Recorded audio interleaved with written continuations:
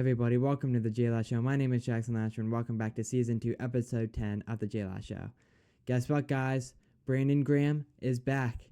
Graham having a 3.5 sack, 1 forced fumble, 0 interceptions, is back with the Philadelphia Eagles after he announced his retirement last year after he won 2 Super Bowls with the Philadelphia Eagles. So, I'm glad, but at the same time, I'm definitely a little nervous since he's 37 years old.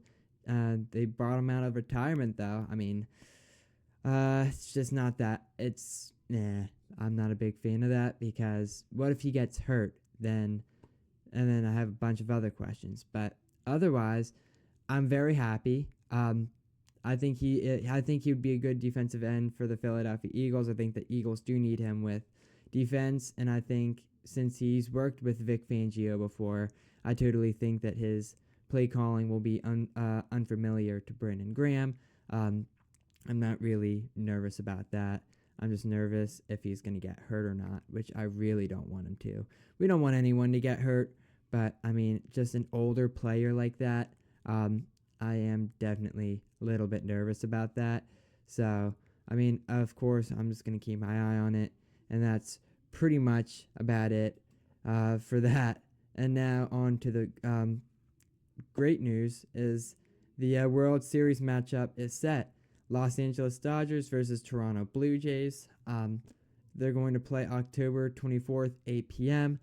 That was a good ALCS matchup against the Mariners and Blue Jays. They battled that one out. Let me tell you, it was a good game. And I totally think that the Mariners I totally think that they would have had that, actually. For the Mariners, they haven't been in a World Series yet, unfortunately. And that sucks, but it just sucks for them. Doesn't really matter to me, doesn't matter to anyone, because, the Mariners, yeah, they're a very good team, and I totally think that they have potential with Cal Raleigh and everything, but they just couldn't get there. They just couldn't get there, unfortunately. And if they could have gotten there, I totally think that would have been a really good place for the Mariners to be, is the World Series. So, they won 3-4, definitely a thriller. Number 1 Blue Jays, of course, that they were number 1 because they were really good. Springer on the Blue Jays, he did excellent, and I totally think that maybe he would definitely win AL MVP. Well, maybe not, but still, he did really good and pretty much helped the Blue Jays win. So I'm very proud of him for doing that. And if you look at the batting averages for the Toronto Blue Jays, Vladimir Guerrero Jr., he is going to be a guy to compete against in the World Series. A 442 batting average is absolutely amazing. He's a good player. I wish Jose Bautista was playing in there, because if he would have hit a home run, he would have definitely spiked that. I'm very impressed with each team's effort, though. The Mariners went 90 for 72 on the season. What else more can you ask about them? Because they really did try their best. They always have next season, but they really should have gotten it this season, because if they gotten it this season, then they would have been set, and they would have then gone to a World Series, even if they lost. Basically, just like the Phillies, 2022, just make it to the World Series. You know what I mean? If you look at the Seattle Mariners lineup, it looks like their top hitters, Cal Riley, Josh Naylor, and maybe Jorge Polanco, did okay. Jorge Polanco had a 208 batting average. I wouldn't consider him good, but Cal Riley and Josh Naylor did pretty good in the postseason with averages over 300, which is actually really impressive to me. So I mean, you got to give them kudos, but they just unfortunately couldn't get it.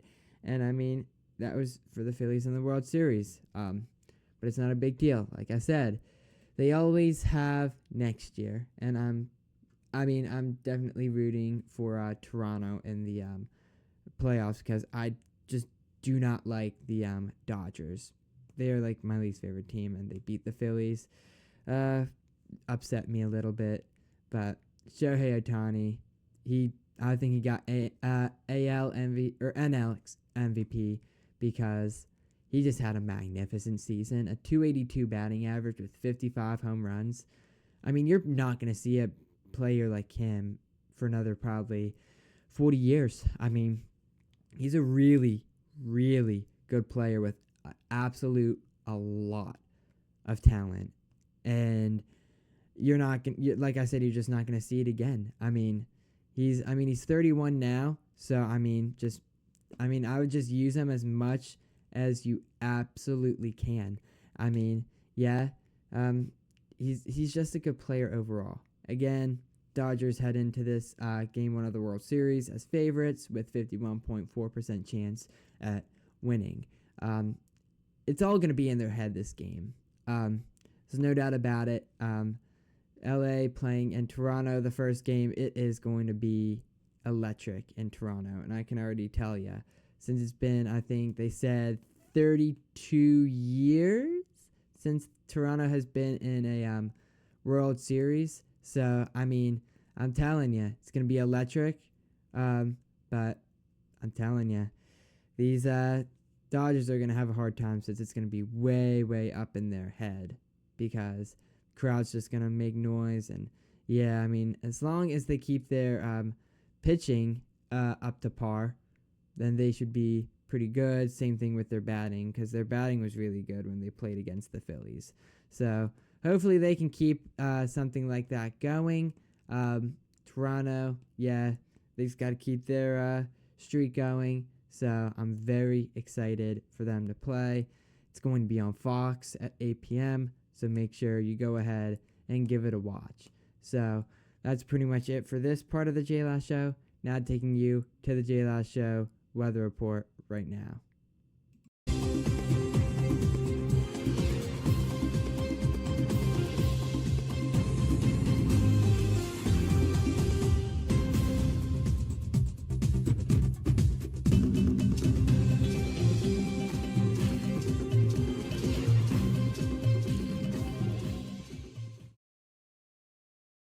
Everybody, welcome to the JLash Show Weather Center. I'm your chief meteorologist, Jackson Lasher, and it has been a really good day here. Sunny conditions, with breezy conditions also. High clouds, very nice day, all in all. Tomorrow, it's not going to be so nice. 75% chance of rain with a high of 60 degrees today. For reference, was a high of 70. Tomorrow, and then Thursday, it's going to be 57 degrees with partly cloudy conditions. And this week, all in all, is going to be sunny with cloudy conditions, with partly cloudy conditions. It all depends. Maybe some sprinkles Wednesday, but that's pretty much about it. But it's not so nice in the tropics where tropical storm Melissa looks like it is going to make landfall, which is not good. In Jamaica, maybe some parts of Haiti. It looks like it could sneak up by Cuba also. But Jamaica is currently under a tropical storm warning. It looks like Haiti is under a hurricane watch. Looks like this, as of right now, according to the National Hurricane Center, looks like that the Haiti and Dominican Republic could be getting around 8 to 12 inches of rain, with Jamaica looking like it could get around 2 to 4 inches of rain. So this is definitely going to be a super soaker for the islands in the Caribbean, Dominican Republic, Haiti, and Jamaica. Puerto Rico should be in the clear, it looks like, according to the path. But you just cannot ever be too sure about it. But that's looks like this is one of the first hurricanes to make landfall this season. Hopefully it kind of fizzles out when before it hits Haiti and Jamaica, because it looks like it is definitely going to intensify in a hurricane by 8 a.m. on Saturday. So let's hope for the best and hope that it fizzles out. That's pretty much it. Now back to the JLash Show. Welcome back from the JLash Show weather report. I hope you liked it. Now moving on to the Philadelphia Flyers, who won against the Seattle Kraken 5-2, and that finally made the Seattle Kraken defeated, which now they have a record of 3-1-2. Flyers have a 3-2-1 record. They are looking warm at Xfinity Mobile Arena, and I'm very happy about that. This team is looking so much better than it did, and I totally think that they are going to get even better from here. Tyson Forster had 1 goal, which is absolutely amazing. Cam York had 3 assists, and Owen Tippett had 2 goals, which is absolutely amazing. The guys, they're doing great. I'm very proud of the Philadelphia Flyers because they're not good, but like they are starting to get warm now. They had 27 shots. Seattle had 23. So of course the Flyers had to score a bunch. Just not really much for the team. They are definitely a really good offensive and defensive team all around. Dan Vladar, he came onto the Flyers. I'm not really sure who was in goal last night, but I'm happy that the Flyers ended up winning. Now moving on to the Philadelphia Phillies. Not much off-season news there. I'm still very unhappy about the Orion Kerkering incident. That sucks, and that will live in my head forever. But I guess it's whatever. I guess they always have next season, but like whatever. The Philadelphia Eagles, they are going home and playing in their Kelly Greens to play the New York Giants in Week 8. So I'm very excited to see how that turns out for them. So that's pretty much about it. Now moving on to the Hatter Sports Report on the JLash Show.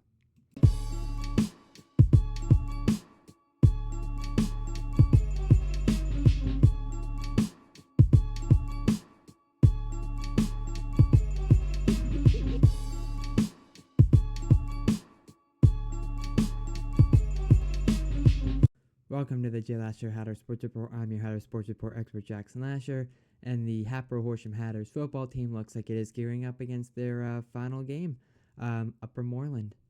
Very unfortunate that the season went way too fast. I totally think it could have gone slower. Wish I got to commentate more games. That's very unfortunate. But hopefully the boys have a good time, especially the seniors. Seniors, this is your last game for the football. It's very unfortunate. But that's pretty much about it for the Hatter Sports Report, and that's pretty much about it for your JLash Show Season 2, Episode 10. Inquiries is jackson@thejlashow.com. That's me. And then my company email, jlashow@gmail.com. And then look up here. You got all the messages that you need. So that's pretty much about it. Have a good night, JLash Nation.